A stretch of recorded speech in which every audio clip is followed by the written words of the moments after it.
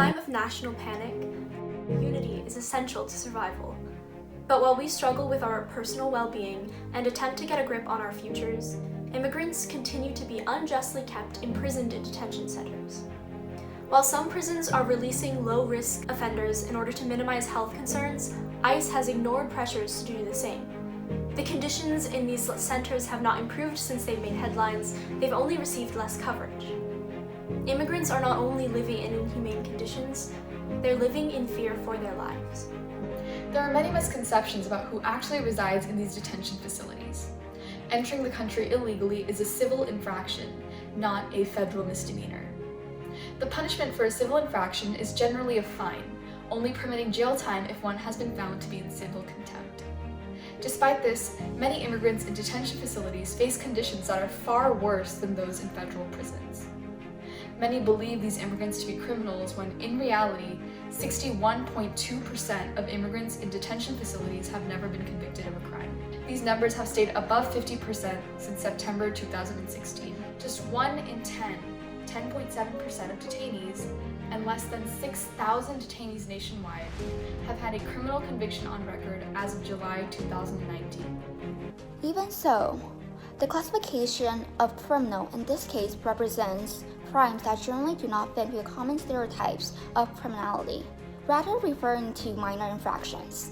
In fact, using the ICE definition, most U.S. citizens have engaged in some forms of criminal activities, such as jaywalking, speeding, or other forms of minor infractions known as track. During these pandemics, prisons across the nations have deemed it necessary to release low-level offenders. However, in the Old Tay Mesa detention facility, Carlo has been detained for 3 months and even got sick with a fever, despite the fact that he doesn't have any criminal history. This is a common occurrence for detainees in these immigrant detention facilities, even though their lives are contingent upon these decisions. According to NBC San Diego, detainees such as Sergio Jaime feels he and other detainees should be afforded the same rights as everybody else. He said, "All we want is an opportunity with our families. We are not criminals. What scares me is that we could get sick and die here alone without our family. And conversely, if someone in our family gets sick, we can't even be there for them." Keeping immigrants in detention centers that compromise their safety, health, and well-being are contrary to the American values of individual freedom and civil liberty. NBC San Diego has reported that detained migrants share large housing pods, and buses also transfer them to other facilities, but are refused any protective face masks to prevent infection.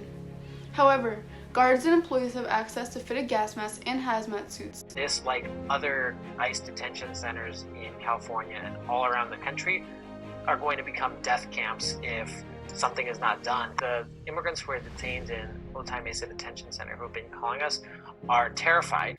Keeping immigrants in these dangerous conditions is a clear violation of their due process rights. During this unprecedented time, let us not forget the most vulnerable among us. Help us release immigrants to prevent the spread of COVID-19 and other infectious diseases.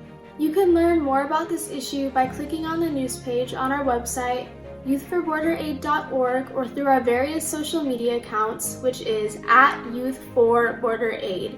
You can donate to help buy bonds to get immigrants out of these dangerous conditions in the Otay Mesa facility by donating on Border Angels GoFundMe, which can be found under the donation page on our website.